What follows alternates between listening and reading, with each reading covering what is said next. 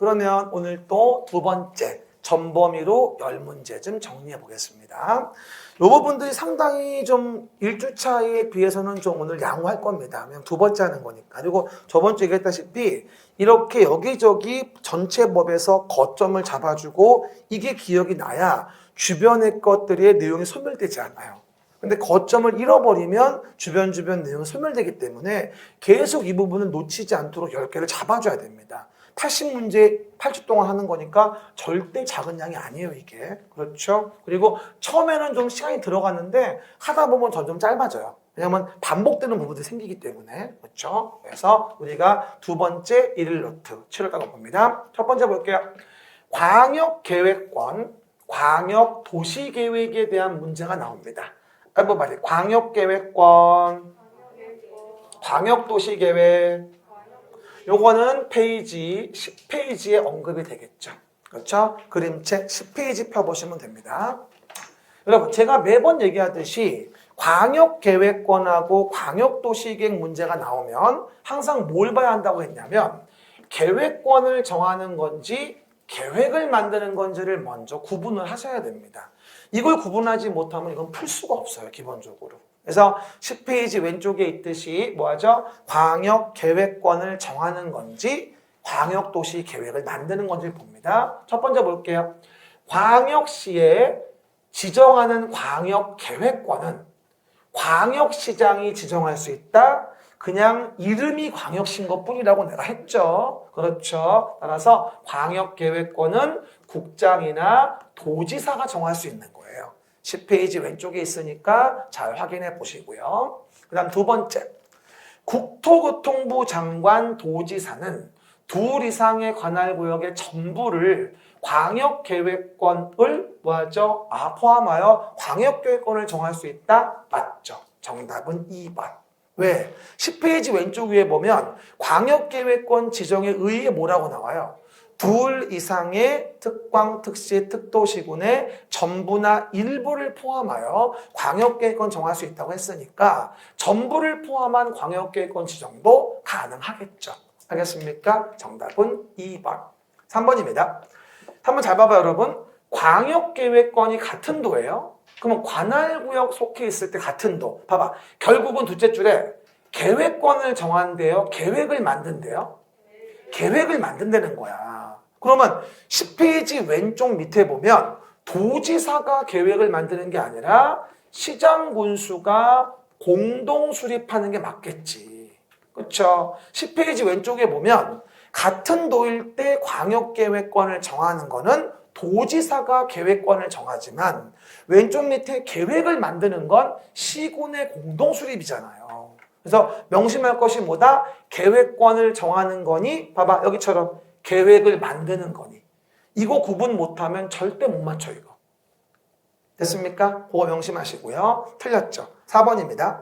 광역계획권을 정했는데 3년 지나도록 시도지사로부터 광역도시계획의 승인 시청이 없대요.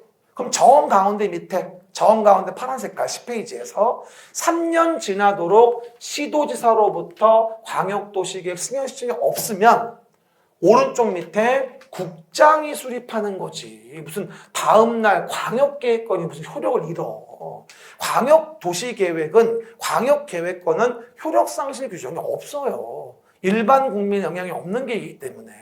정 가운데 밑에 써있죠. 3년 내 승인 시청이 없으면 왼쪽 거는 도가 직접 수립하고 오른쪽 거는 뭐다? 국장이 직접 수립하는 겁니다. 그래서 4번 틀렸고 5번입니다. 광역도시 계획의 내용에는 기반시설의 설치정비 계량, 이건 광역도시 계획이 아니고 뭐지? 도시관리계획이지. 관리계획의 규정이라 봐야 되겠죠. 그래서 우리가 광역도시계획 내용이 아니죠. 기반시설의 설치정비 계량에 대한 사항은 도시관리계획의 내용이 되어지니까 정답은 2번이 되어집니다. 이거 뭐 실제 나와도 괜찮은 문제입니다.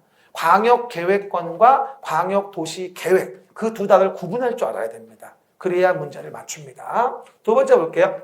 지구단위 계획과 관련된 부분입니다. 한번 말해. 지구단위 계획. 봐봐요. 페이지 24. 됐죠? 24페이지 보시면 지구단위 계획구역, 지구단위 계획에 대한 부분이 이제 언급이 되어집니다. 24페이지에. 그럼 봐요. 일단 왼쪽 메뉴에 뭐라고 했어요? 일단 봐봐요. 서울시의 일부에 만드는 도시관리 계획을 우리가 지구단위 계획이라고 합니다. 서울시의 일부에 만드는 거. 그러면 그럴 때 왼쪽 위에 구역을 정했으면 지구단위 계획을 만드는 기간을 몇 년 주죠? 3년 주고 안 하면 다음 날 구역은 잃습니다. 이랬어요. 됐죠? 그리고 계획을 만들었으면 이에 대해서 오른쪽 위 사업을 착수할 때까지의 기간을 얼마 주죠? 5년 주고 안 하면 다음 날 지구단위 계획은 잃는다고 했습니다. 그러니까 구역에서 계획은 3년이고 계획에서 사업 착수는 5년인 거거든요. 근데 제가 오늘 리을번에서 뭐라고 했죠? 제가 여기부터 이렇게 물어봤단 말이야. 이러면 안 되지. 그렇죠? 리을번 읽어봐요. 지구단위 계획 구역에서 사업을 착수하지 않으면 5년 된 다음날 잃는다? 너무 갔지 이거. 너무 갔어. 그래서 어떻게 해줘야 돼? 이거는 지구단위 계획을 만들었는데 사업에 착수하지 않으면 5년 되도록 구역이 아니라 지구단위 계획은 효력을 잃는다. 이렇게 나와야지. 건너뛰면 안 되지. 됐습니까? 그래서 리을은 틀린 거고. 그 다음에 24페이지 왼쪽 밑에 보면 24페이지 왼쪽 밑에 공원에서 해제가 된대. 그럼 당연히 왼쪽 맨 밑에 난개발 우려가 있겠죠? 게다가 면적이 얼마야? 30만 이상이래요. 그러면 지구단위 계획구역으로 지정하여야 할 것 같지만 주의할 건 녹지지역으로 존치된다면 하여야 할 이유가 없습니다. 왼쪽 맨 밑에. 24페이지 왼쪽 맨 밑에 보면 지구단위 계획구역으로 지정하여야 한다는 정태가 해봐. 정태가 사업이 끝나고 10년이 지났다. 정태가 지정해야 한다. 정태가 이랬잖아. 그리고 30만 이상의 다음의 지역인데 30만 이상 다음의 지역인데 시가와 조정구역과 공원에서 해제되는 게 30만 이상일 때야. 근데 그게 녹지지역으로 존치한다면 개발할 목적이 아니니까 하여야 할 이유는 없다는 거지. 그리고 24페이지 정 가운데 파란색 뭉게구름을 보시면 도시지역의 외의 지역에서도 지구단위 계획구역을 정할 수 있는 경우 중에 계획관리지역일 때, 개발진흥지구일 때, 그리고 행위 제한을 대체하려는 지역일 때 도시 외라 하더라도 24페이지 정 가운데 파란 색깔 뭉게구름 3번에 써 있을 거예요. 이해갑니까? 그래서 없다고 나오면 돼, 안 돼? 안 되는 거지. 읽어봐요. 용도지구를 폐지하고 그 용도지구에서 행위 제한 등을 지구단위 계획으로 대체하려는 지역은 도시 외의 지역에서 지구단위 계획구역으로 지정할 수 있습니다. 24 정 가운데 동그라미 3번 뭉게구름 안에 있어요. 알겠습니까? 그 얘기. 그리고 24페이지 오른쪽에 보시면 지구단위 계획을 만들 때 지구단위 계획의 내용이 있을 거예요. 그럼 지구단위 계획의 오른쪽 내용을 보면 반드시 포함이 뭐예요? 기반시설 배치 규모, 건축물 용도 제한, 건폐 용적률, 높이의 최고 체제 한도는 반드시 포함이지만 그 밑에 건축물의 배치 형태 색채, 건축선 계획은 지구단위 계획에 포함할 수 있는 거죠. 그러면 결론적으로 요 네 가지 중에서 맞는 지문은 디귿번 하나예요. 그래서 답은 2번입니다. 아주 어려운 문제 같지만 아주 중요한 포커스 맞춰 드린 거니까 잘 반복해 보시면서 포함할 수 있는 지구단위 계획 내용 디귿은 맞는 거. 알겠습니까? 정답은 2번. 3번입니다. 3번은 성장관리 계획구역과 성장관리 계획에 대한 부분입니다. 이거는 33페이지에 있다고 설명을 드렸죠. 해봐봐요. 성장관리 계획구역, 성장관리 계획. 시작. 성장관리 계획구역, 성장관리 계획. 요거는 33페이지에 대한 부분을 좀 펴볼게요. 잠깐만. 그러면 우리가 개발행위 허가와 관련된 부분에서 이제 언급이 되어지는데 봐봐요. 도시계획 사업에 의하지 않은 행위. 이거죠. 도시계획 사업에 의하지 않은 행위는 난개발 방지를 위해서 허가를 받게 해요. 도시계획 사업에 의하지 않으면 난개발되니까 껌껌이 허가받아서 기반시설 설치, 환경오염 방지, 위해 방지의 조치를 하는 거죠. 그럴 때 도시계획 사업 같은 게 이루어질 때 기준 제시에 대한 부분에 지구 단위 계획이 있을 수 있지만 서울 전체의 지구 단위 계획이 있지는 않아요. 그러면 도시계획 사업에 의하지 않은 행위는 난개발을 막을 수가 없기 때문에 지구 단위 계획이 없어도 난개발 생기지 말라고 기준을 제시하기 위해서 성장관리 계획을 만들게 돼요. 그리고 성장관리 계획대로 도로 등의 기반시설 설치하고 위해 방지하고 환경오염 방지를 했을 때 가백의 허가를 내줌으로 인해서 난개발을 방지하게 돼요. 그게 성장관리 계획이고 지구 단위 계획과 대체관계에 있다 보시면 될 것 같아요. 그렇죠? 그럴 때 우리가 33페이지 왼쪽 위에 허가의 기준이라는 거 부분을 언급을 하고 있는데 개발행위 허가 기준에 대한 부분 작년 문제였는데 올해 또 나올 수도 있어요. 봐봐요. 일단 도시관리계획에 어긋나면 안 되고 성장관리계획에 어긋나면 안 돼요. 성장관리계획은 5년마다 타당성 여부를 재검토해 줘야 돼요. 그리고 봐봐요. 특광, 특시, 특도시 군수는 성장관리계획 구역을 지정할 때에는 성장관리계획을 수립해 줘야 되고 내가 얘기했죠. 여기 있는 요 내용 등을 성장관리계획에 포함할 수 있다 이 얘기야.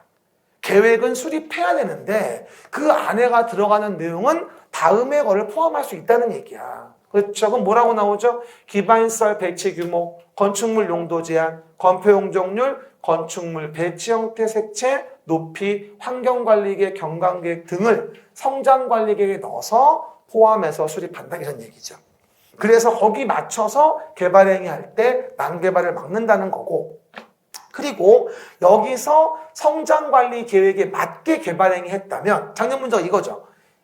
계획관리 지역에 대한 부분에 건폐율은 50%까지 완화하고 용적률은 얼마? 125까지 완화할 수 있다. 요게 나와야 돼. 올해 시험은. 그리고 건폐율을 완화하는 것에 생산관리지역, 농림지역, 빵꾸의 녹지지역은 건폐율만 30% 범위 내에서 완화할 수 있게 해주는데 요게 7월 6일 날 들어왔지. 무슨 녹지지역일 때 완화할 수 있냐가 들어왔습니다. 부기하면 자연녹지와 생산녹지입니다. 뭐라고요? 자연녹지와 생산녹지. 시작. 자연녹지와 생산녹지. 라는 지역도 건폐율로 30%까지 완화할 수 있다. 뭐 했으니까? 성장관리 계획에 맞게 개발행위 했으니까. 안더스탠드? 원래는 자연녹지만이었어. 생산녹지가 추가된 거야. 요번에 7월 6일날 공포된 거에서. 알겠습니까? 이거 부기해 놓으시고요. 그리고 성장관리 계획구역은 어디에 정해? 앞으로 개발행위가 발생될 개연성이 높아야 되니까 녹지, 관리, 농림, 자연환경 보존지역 중에서 시가화가 예상되는 지역 등에 정할 수 있는 거고 주상공에는 정할 수 없는 거지. 주거지역하고 상업지역하고 공업지역은 이미 다 성장됐기 때문에 성장관리 계획구역을 정할 이유가 없습니다.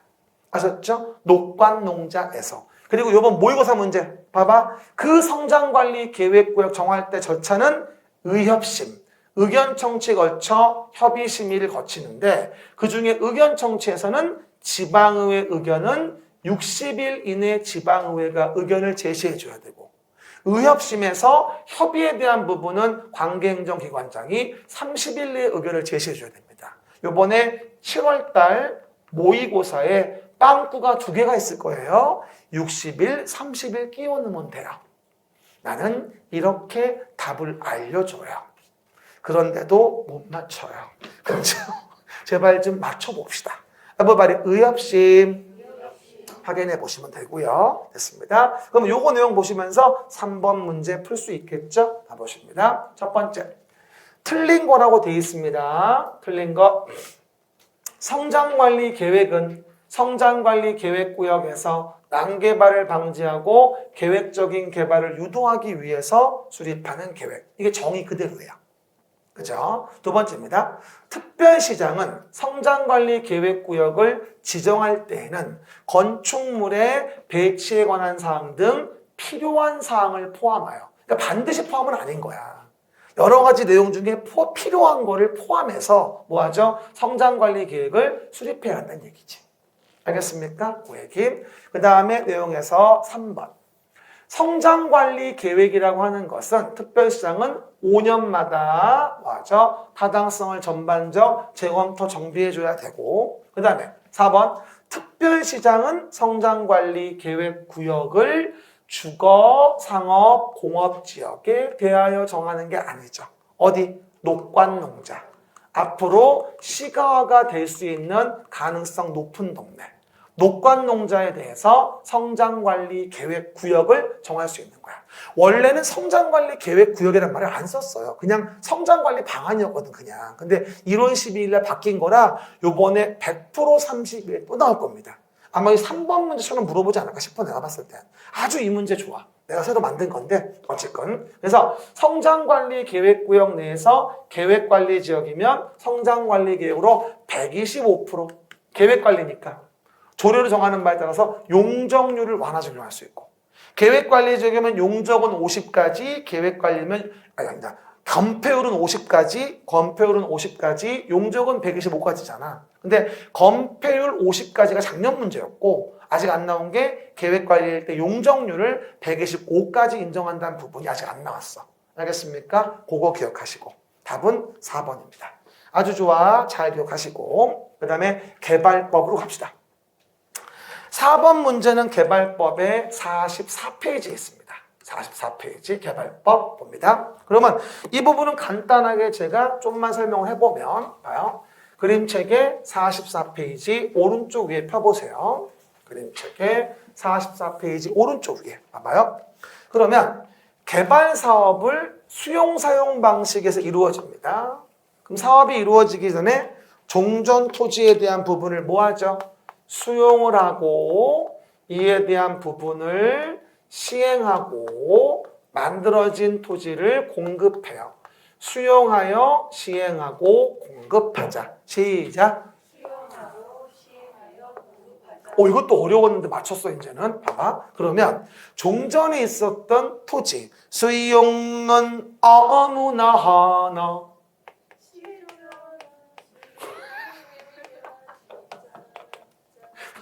용각산 먹어야 되겠어요. 뭐라고요? 시행자가 뭐가 되어진다? 수용을 합니다. 근데 수용하여 시행하고 공급을 할 때 정상적인 방법으로 공급하는 건 우리가 조성토지 공급이라는 말을 쓰게 돼요.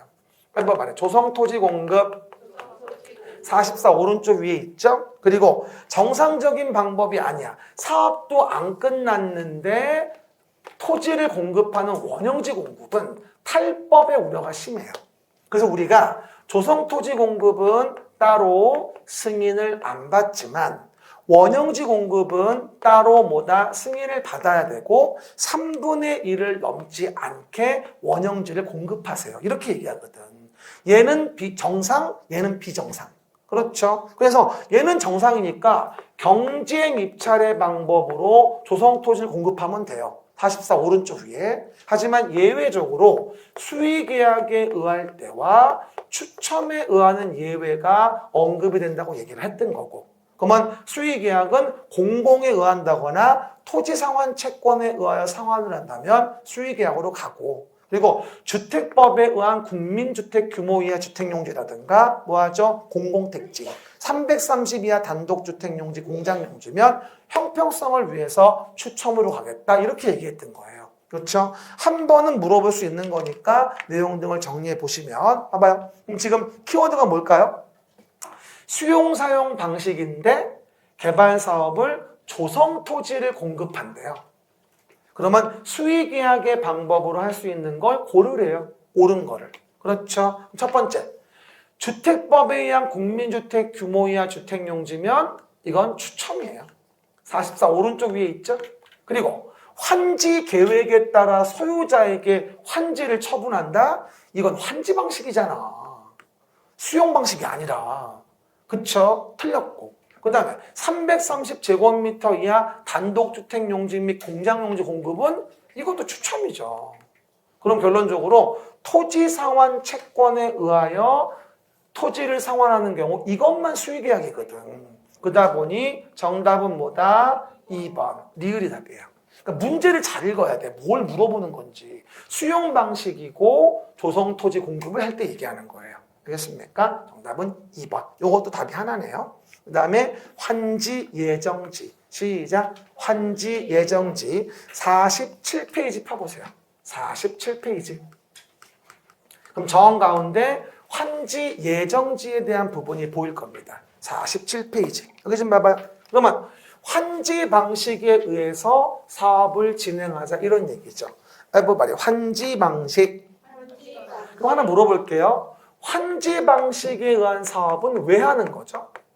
46 왼쪽 맨 위에. 지가가 현저히 높아서 수용하는 게 어려울 때 환지 방식을 하는 거예요. 너무 비싸. 베리베리 익스펜시브 혼돈이 다까이데스. 기억나시죠? 네, 처음에 이것 때문에 되게 많이 웃었잖아. 지금은 그냥 웃지도 않고. 이런 표현도 안 줘, 이제는. 그러면 환지 방식은 지가가 비싸서 수용이 어려우니까 종전 토지를 사업 후의 토지로 바꿔주는 방식인데, 이런 종전 토지를 사업 끝난 다음에 이렇게 토지 구획을 정리해서 새로운 단지와 시가지 공급을 하잖아요. 그럴 때 요 1번지의 토지가 500이었는데 지목은 정답이었고 사업이 끝나고 나서 환지를 계획해 줬을 때 사업 끝나고 나서 대지를 주니까 250제곱미터만 줘도 같은 가치로 합의를 보는 거예요. 이렇게 만드는 계획이 환지 계획이거든요. 위지면 토수 이환을 고려해서. 그렇죠? 그러면 환지 계획대로 사업이 끝나면 환지 처분이 이루어지고 환지 처분 공고 있은 날 다음 날이 되면 오른쪽으로 권리가 넘어가는 거라고 저번 주에 배웠잖아요. 그런데 너무 시간이 오래 걸려. 여기부터 여기가. 그러다 보니 소유자들이 나 안 할래 자꾸 이러니까 알았어. 환지 예정지를 정해줄게. 그럼 예정지에 가서 환지 처분될 때까지 종전처럼 써. 하지만 종전권은 못 쓴다. 예정지가 지정되면 환지받을 땅에 가서 미리미리 쓸 수 있고 종전권 쓸 수 없다. 그러면 47 정 가운데 위에 환지 예정지는 지정할 수 있고 예정지가 지정되면 종전권 쓸 수 없고 예정지를 사용수익할 수 있다. 또 하나 봐봐요. 종전에 500인데 내 예정지는 250이니까 내 나머지 250은 다른 자의 예정지일 수 있어요. 이걸 쓰지 말라고 방해하면 안 돼요. 정 가운데 수인 의무라고 써 있을 거예요. 47페이지 정 가운데 위에 보면 수인 의무. 예정지를 지정받은 자의 사용 수익을 방해하면 안 됩니다. 47페이지 가운데 위에. 그리고 그 중에서 뭐는 채비지만큼은 예정지의 지정으로 처분까지 할 수 있도록 인정해 줍니다. 채비지만큼은. 그러니까 필수적인 예정지가 아니어도 대부분의 시행자들은 예정지를 정합니다. 이유는 그래야 채비지를 먼저 팔 수 있거든. 채비지만큼은 처분이 돼요. 사용수익만이 아니라. 그럼 뭐 좀 물어봅시다. 그러면 봐봐. 요쪽의 환지로 종전의 권리가 넘어오는 시기는 언제예요? 환지 처분 공고 있은 날 다음 날이 돼야 권리가 넘어오는 거야. 환지 예정지가 지정됐을 때 요거를 종전토지로 보는 게 아니라 환지 처분이 됐을 때가 요거의 권리가 넘어오는 거지. 예정지는 사용수익권만 넘겨주는 거야 그냥. 이해가셨죠? 사건 제한 최소화를 위해서. 47 오른쪽 위에 써있지. 권리의 발생. 환지 처분 공고 있은 날 다음 날. 그럼 봐봐. 이게 봐봐.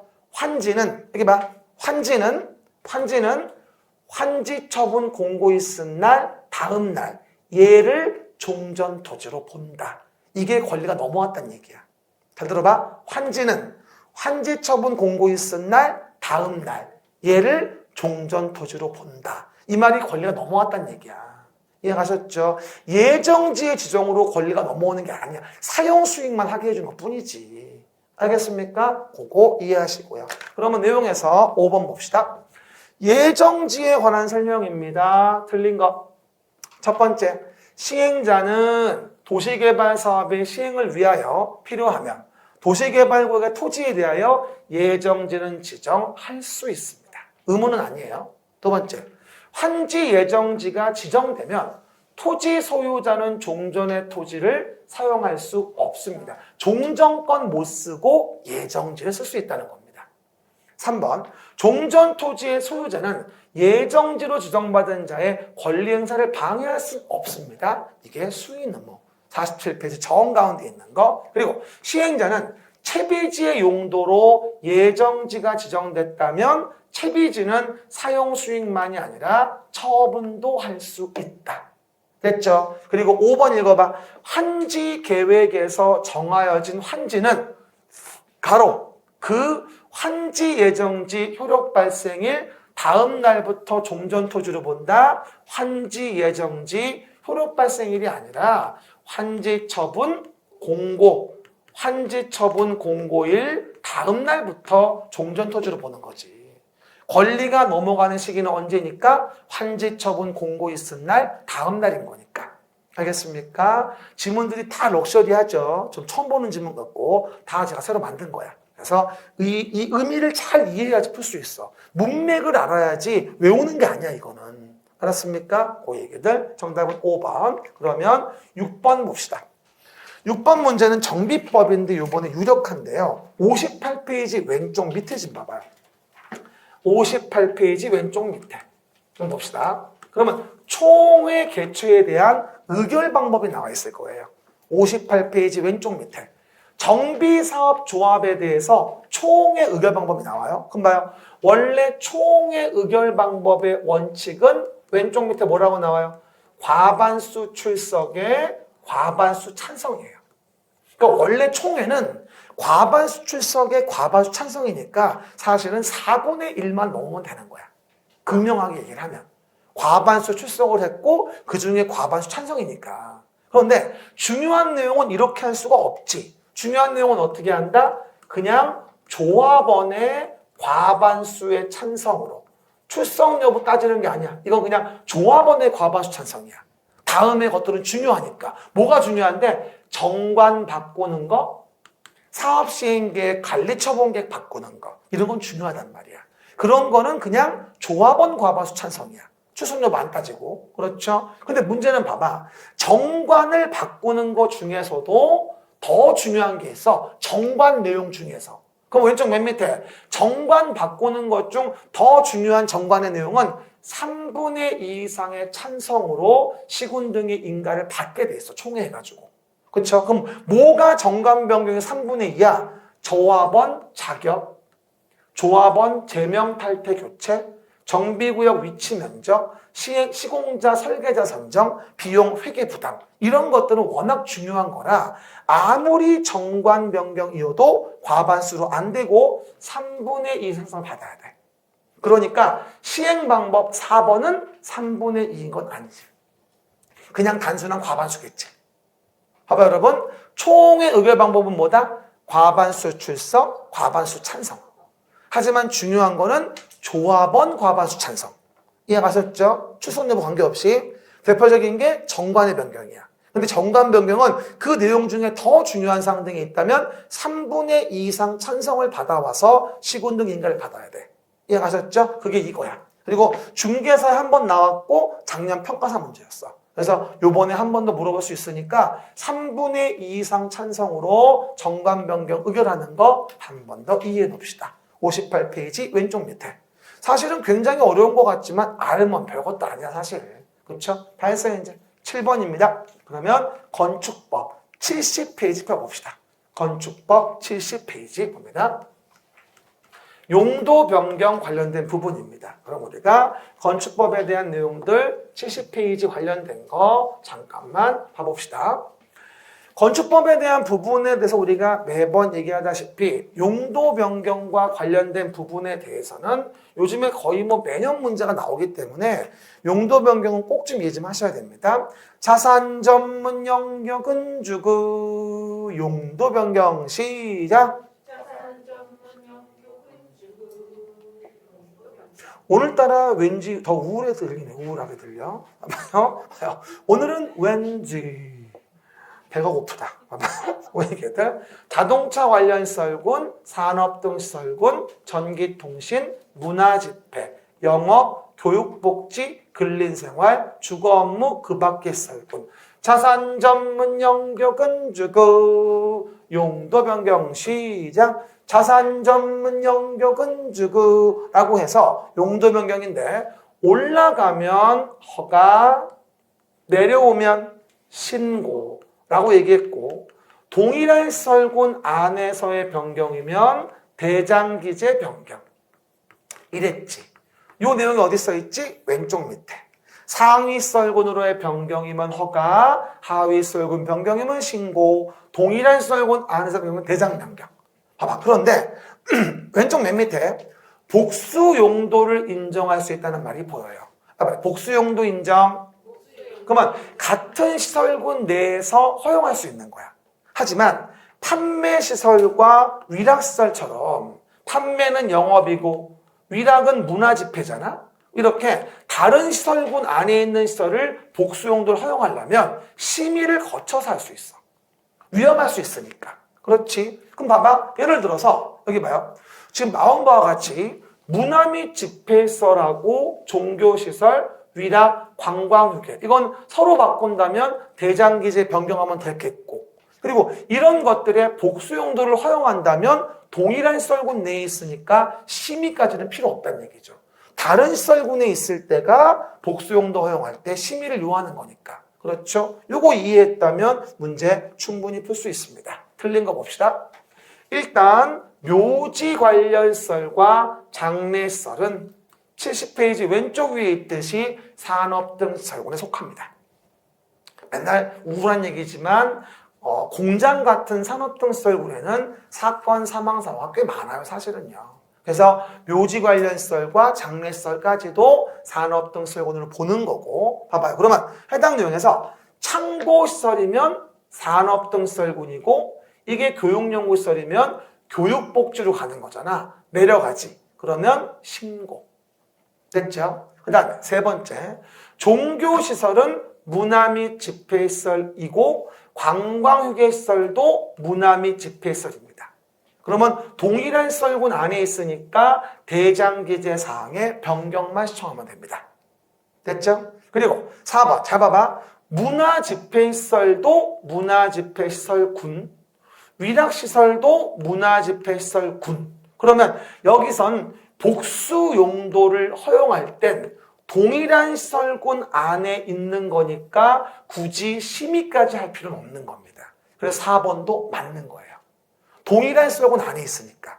그렇죠. 그런데 주의할 건 5번에서 문화재 보호법에 의한 문화재를 철도 플랫폼으로 용도 변경한다면 허가받아야 한다? 이게 뭐죠?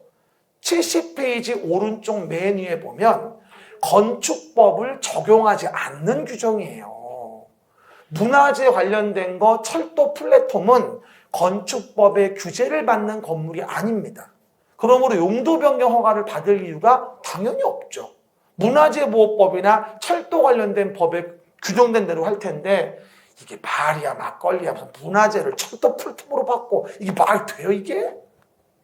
화내는 게 아니라 피곤해서 그래요.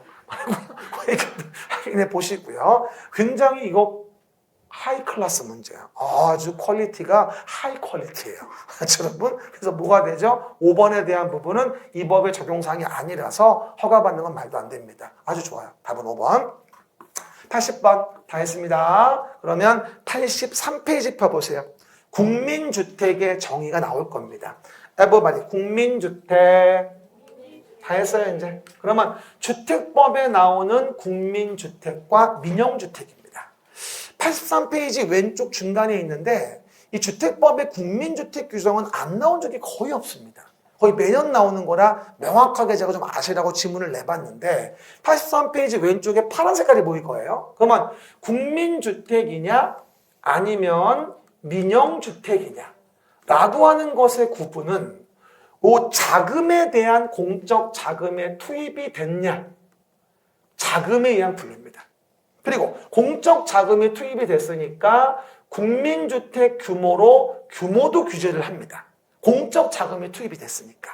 그럼 83페이지 왼쪽 중간에 보면 그 자금은 뭘 얘기하는 걸까? 국가, 지단, 토주공, 지공이 지었다거나 국가 지자체의 재정으로 지었다거나 그리고 또 주택, 도시, 기금의 지원이 있었다거나 이런 공적 자금의 투입이 있는 걸 얘기하는 거고 그래서 공적 자금 투입이 됐으니까 그 규모도 조그맣게 지어라. 전용 면적 85 안 될 때를 얘기한다. 정 가운데. 하지만 수도권이 아니고 도시가 아닌 읍면이면 최대 100까지 가능하니까 국민주택 최대 규모는 100까지는 가능하다. 그러면 국민주택 정의가 맞으려면 자금과 규모가 동시에 만족이 돼야 됩니다. 자금과 규모가. 그리고 봐봐. 국민주택이 아니면 이건 민영주택이야. 뭐라고요? 국민주택이 아닌 게 민영주택인 거야. 민간 건설사가 지은 게 민영주택이 아니고 국민주택이 아닌 게 민영주택인 거야. 이해 가셨습니까? 그 얘기. 그럼 봐봐. 그러면 뭘 봐야 될까? 일단 면적은 주거 전용 면적을 말한다고 내가 써놨어. 어떤 분이 물어보대. 면적은 주거 전용 면적이라고 안 써있는데 여기 써있잖아. 위에. 이해 가셨죠? 첫 번째 봐봐요. 수도권에서 라고 나와요. 그러면 공적 자금은 들어갔어. LH가 졌으니까. 그럼 얼마가 돼야 돼? 85 이하가 돼야 돼. 국민주택일 수 없어. 두 번째입니다. 수도권에서 지었대는데 등록사업자가 주택도시기금의 지원을 받았대. 그러면 공적 자금 들어갔고 뭐하죠? 수도권에 지었으니까 85 이하면 이게 국민주택이야. Understand? 됐고요. 세 번째, 수도권의 외의 지역에서 도시지역이 아닌 읍면이래. 그리고 지방자치단체가 지었으면 공적 자금은 들어간 거야. 그러면 수도권이 아니고 도시가 아니니까 아무리 커봐야 100제곱미터 이하가 돼야 됩니다. 그래서 틀렸고. 그 다음에 4번. 수도권 외인데 재밌는 건 이건 도시지역이래. 도시지역이 아니어야 되거든. 최대 100까지 인정하려면. 근데 도시지역이었으니까 공적 자금인 지방공사가 지었을 때 85 이하가 돼야만 이것도 국민주택입니다. 100이 되기 위해서는 수도권도 아니고 도시도 아닌 읍면이라고 나와야 돼. 다 조건이 만족돼야 돼. 하나라도 걸리면 85 이하가 돼야지. 그리고 수도권이고 국가가 지었다면 공적 자금 들어갔는데 85제곱미터 이하가 돼야 되니까 88이면 국민주택으로 볼 수가 없는 겁니다.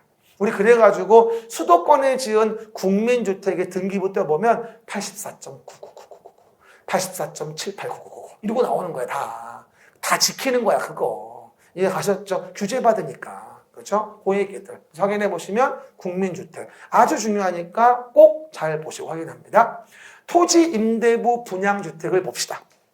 토지임대부 분양주택. 요거 제가 왜 냈냐면 98페이지 왼쪽 밑에 내가 붙여놓으라고 했어요.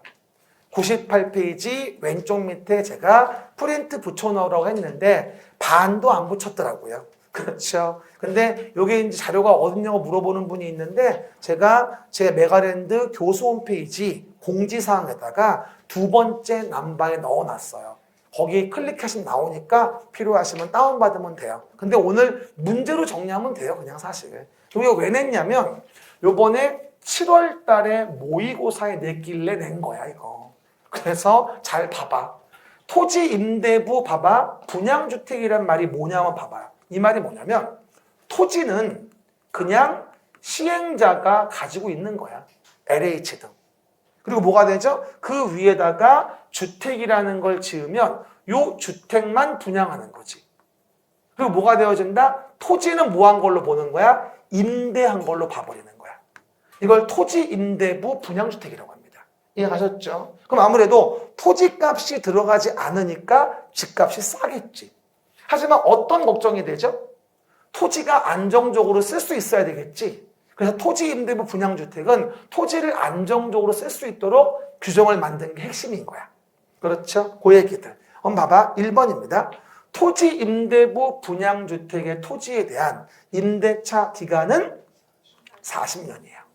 아마 이번 달 모의고사에도 이게 답일 거예요. 그래서 정답 꼭 맞춰주고 당황하지 말고, 그리고 제가 말한 거 답으로 맞춘 것도 다 실력이니까 너무 자책하지 마세요. 알려준 것만 맞췄어. 아니 알려준 거 기억한 게 어디야. 그거 아무나 하는 거 아니야. 그렇죠? 괜찮아. 됐고요. 두 번째, 토지임대부 분양주택은 소유자의 75% 이상이 계약갱신을 청구하는 경우 40년 범위 내에서 이를 갱신할 수 있어요. 어떻게 보면 기본 40년에 토지임대차 40년 추가되기 때문에 사실은 뭐다? 80년을 토지를 쓸 수 있는 거야 사실은. 그렇죠? 안정적이긴 하죠. 옛날에 반값 아파트 이런 말 많이 했었고, 그 다음에 토지임대부 분양주택의 토지에 대한 임대차 계약 체결하고자 하는 경우는 표준임대차 계약서를 사용해 줘야 되고, 그리고 토지임대부 분양주택을 양수한 자, 상속받은 자는 임대차 계약은 당연 승계하는 거고, 그렇죠? 그리고 토지임대부 분양주택을 공급받은 자가 토지 소유자와 임대차 계약을 체결한 경우라 한다면 해당 주택의 구분 소유권을 안정적 존치를 하려면 그 토지 위에 임대차 기간 동안에 지상권 설정은 된 걸로 봐줘야 돼요. 그래야지 이중에 안전 조치가 되겠죠. 토지를 써야 되니까 어차피 건물 존치하려면. 구분 소유권 목적으로 토지 위에 임대차 기간 동안 지상권이 설정된 것으로 본다는 겁니다. 그냥 요 나와 있는 지문들을 98페이지 왼쪽 밑에다가 써놔도 괜찮아요. 프린트하기 귀찮으면. 알겠습니까? 조문 그대로니까. 어쨌건 토지 임대차 기간은 몇 년? 40년 이내가 원칙이고, 이번 달 모의고사에 그게 나올 거니까 잘 좀 확인해 보세요. 됐습니다. 10번 라스트 101페이지입니다. 농지법 농지취득 자격증명입니다. 어쨌건 농지법은 101페이지 정가운데 농지취득 자격증명 문제가 반드시 나와야 됩니다. 제가 저번 주부터 매번 얘기했지만 요번에 농지법 공부하기 너무 싫으면 농지취득 자격증명만 해. 그럼 한 개는 분명히 건지니까. 가운데 위에 볼게요. 농지취득 자격증명은 누가 발급하죠? 시구읍면장. 이게 19회 때 뭐라고 나왔냐? 시군구장이라고 나왔어요. 근데 다소가 일반적으로. 우리가 배우는 조직 중에 가장 컨츄리한 조직이 이거예요. 시구읍면장. 시군구장이 아니고 시구읍면장이죠. 그리고 농지취득 자격증명을 발급받을 때는 뭐야? 그 밑에 쓰라고 했지. 농업 경영계획서라는 것을 제출해줘라. 이렇게 얘기했어요. 그죠? 농업 경영계획서를 제출해줘라. 그리고 부정한 방법으로 증명을 받았으면 가운데 미 5년 5천의 징역 벌금에 처합니다. 이것도 원래 3년 3천일 때 강화된 거야. 부정취득에 대한 부분은 뭐다? 5년 5천. 시작. 부정취득은 얼마다? 5년 5천이라고 설명을 드렸었고요. 그리고 주의할 건 다음의 경우는 증명을 발급받지 않을 수 있는 경우도 있다. 그러면 101페이지 정 가운데 언제 증명 안 받냐? 공공의 냄새가 난다거나 너무나 당연한 상황이라고 한다면 굳이 증명을 받을 필요가 없겠죠. 공공, 당근, 증명 없다. 시작. 공공, 당근, 증명 없다. 그러면 국가지자체이면 증명을 안 받겠죠. 농지 전용 협의. 전용 협의는 장관이나 지자체장이 농지의 용도를 바꿀 때 농장과 협의하는 거거든요. 그러니까 농지 전용 협의는 공공이 하는 거라 증명을 안 받아요. 허가 신고하고는 달라. 알겠죠? 그거. 그리고 또 하나 주의할 거는 무슨 당근이어서 상속에 의한다거나 무슨 농업법인이 합병을 한다거나 그렇죠. 공유농지를 분할한다거나 공공에 대한 수용을 한다거나 뭐가 된다? 무슨 공유수면을 매립한다거나 이런 공공이나 당근 냄새가 나면 증명이라는 건 뭐다? 받을 필요가 없는 겁니다. 그렇죠. 하지만 민간의 냄새가 나. 주말 체험 영농을 하는 것처럼 민간의 냄새가 난다면 증명은 발급을 받아야 하지만 경영계획서의 제출은 안 할 수 있어. 그게 바로 101페이지 가운데 밑에 있는 거죠. 그러면 101페이지 가운데 밑에 뭐라고 나옵니까? 농업경영계획서라는 것을 제출하지 않을 수 있는데 남용 소지가 있어서 증명은 발급받는 겁니다. 그러면 주말 체험 영농은 남용 소지가 있으니까 일단 증명의 발급은 받으세요. 하지만 농업할 건 아니니까 경영계획서의 제출은 필요 없어요. 이렇게 얘기하는 거죠. 그렇죠? 정답은 3번입니다. 나머지는 다 증명은 안 받는 거예요. 하지만 뭐가 되죠? 주말 체험 영농이나 농지 전용 허가 신고와 관련된 부분이면 증명은 받아라. 경영계획서 제출은 필요 없다. 그렇죠. 그리고 정 가운데 맨 밑에 그럴 때 농업 경영계획서와 관련 서류에 대한 보존 기간은 몇 년? 10년을 넘을 수 없다는 거죠. 농업 경영계획서 등을 냈다면 농업 경영계획서와 관련 서류는 뭐가 되죠? 10년간 보존해 줘야 되고 이 보존에 대한 기간이 신설된 거라 반드시 물어볼 겁니다. 알겠습니까? 꼭 기억하셔야 됩니다. 이래서 오늘도 전범위로 조금 어렵지만 연습을 했죠. 이게 굉장히 중요해요. 거점 확보기 때문에. 오늘도 고생하셨습니다. 다음 주에 뵐게요. 감사합니다.